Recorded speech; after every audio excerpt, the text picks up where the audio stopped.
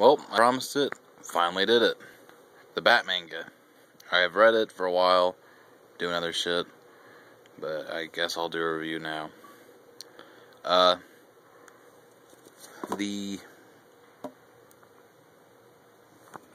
probably would be good if I knew who actually wrote it, but it's Japanese, of course, and it's been translated and all that, reproduced or whatever by this Chip Kid guy. And basically, it's a collection of stories from Batman series back in the 60s, the Adam West era, that was never ever translated or released in America. And then a few years back, some guy was like, fuck that, we need it. Definitely a weird read. Really unique, though. In between actual pages, you'll get, really cool concept art of, I'm not sure if these are covers or, that might be a cover for one of the actual mangas, I don't know. But they have lots of little animated mangas, shit, I don't know. It just, artwork, I guess, Japanese artwork of Batman. I guess that's really the only thing I can really say that's accurate. They, see ads, which those aren't translated, so I guess I'll never know. Maybe I shouldn't know.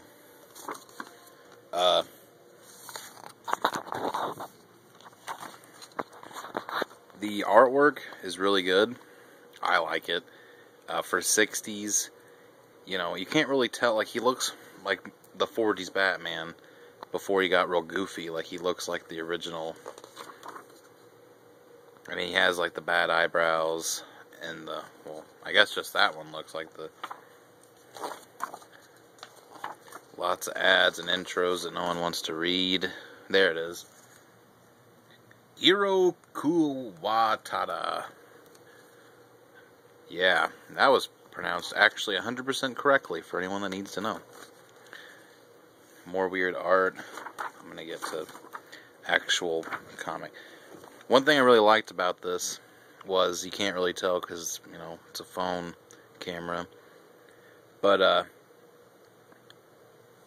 you can tell that it is, the actual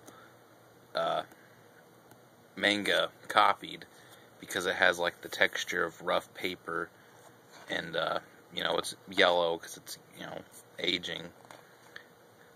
But you can really tell, the crinkles are in certain spots, and there's even what look like spills and stuff, which is cool. It adds to how it adds the age to it, which in something like this is neat, because you really feel like you're reading something back then. In between certain pages, there's little facts that I didn't read, because there are a couple of them. They really weren't specifically needed, and were just kind of extra stuff. The Joker, I think, appears in just one of these. No, he doesn't. He appears in a picture that looks really fucking weird. But, as in story-wise, I'll move on to that. I'm pretty sure they're all original characters. Well, I think that guy's Clayface. I don't remember. But they're pretty original stories. You see Batman fight monsters and giant a giant fucking the Loch Ness Monster dinosaur. Oh no, the crazy thing is Batman turns into a giant Batarang. I'm not even going to explain it for you, because if you ever read this, you'll be just what the fuck's happening? The translation's pretty good. I mean, it's English now, but you can definitely tell, because some of the conversations are real straightforward, and, the difference between the English and Japanese language. There are, difficulties with certain stuff, not hard to read, but it's kind of weird. I can't think of an example, but there'll be times where Robin will say something, Batman's like, instantly, yep, let's do it, or, oh, no, yep, yep. You'd have to read it to understand. Loop. The, stories, as I said before, are weird, of course, and it's neat to see, like, a kind of Japanese look on Gotham. Like, you don't really get to see Gotham much, but it's definitely, what they show of it is something you won't believe. Like, a lot of countryside in Gotham, really weird. You don't really see many cities, and everyone kind of looks generic, like Commissioner Gordon, random characters like that, are just, you know, fat guys with mustaches. I think almost everyone has a mustache, except for the ladies. He fights someone who tornado people. Here's some more of these weird ads. Like, here's a cutout. I guess you could, back in the old days, cut out of the manga. And, well, this doesn't necessarily have to be a manga. It could just be any kind of Batman merchandise of the time. Because, I mean, cars, toys, really weird stuff. It definitely is different than the 60s. I've seen, you know, of course I've seen the 60s Batman series, and it is goofy, but not as good. People actually die, and the funny thing is you know, Batman kind of doesn't really give a shit. Like, people die. It's not like now, where if someone dies in a comic, Batman's like, shit, and, you know, there's, you know, guilt and all that kind of shit. It's like, oh, well, someone's dead.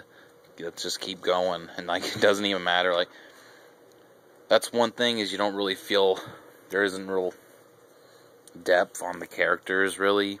Like, there's a little bit of backstory on the villains, and then, you know, there isn't ever really, it's just basically, it's the classic, just, Batman has a bad guy, and he fights him, you know. One flaw I did find with this, that really messed me up mentally, I guess, is, there's a couple, I don't know how many there is, there's at least, like, maybe 4 or 5 different tales of just him fighting a random villain. They don't end. Or, well, they don't finish. Like, here. An example would be the Clayface character.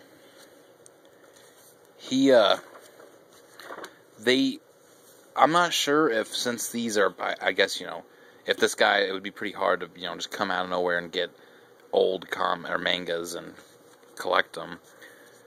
But, like, this one ends on a cliffhanger. Like, spoiler alert. He fucking... Okay, never mind. It's this different guy. Fuck it. He gets trapped, and Robin's knocked out, and then it's just, like, next issue. And then it just goes to the next story. So you never know. I mean, I'm assuming it ended like a normal, you know, Batman gets the bad guy. But you never know. I mean, there isn't a BatManga 2. Lord Death. Ooh, that's a character I don't know of. I didn't bother to research. That's effort for you. Not researching, worth nothing. But okay. Guess you get the gist of it. I probably should have showed more artwork, but I guess, you know, whatever. You get the gist of it. I can't really do much more than that. Pretty good read. I have the hardback cover, which I guess is the special edition. A little more rare. Here's without this thing on it, so you can see the full cover. Right now, this thing goes from anything from $60 to $100. I got it kind of cheap. That's the whole reason I bought it. I saw this at a Barnes & Noble's a few years ago. Didn't get it. Regretted it. And then eventually, you know, got it again for slightly higher price. But if you're a fan of Batman, I don't know. only way I'd see you would want to get this is if you like Batman and you like manga, and you're not too serious about it. You're just like, well, a crazy story that doesn't make sense is alright. But, there you go.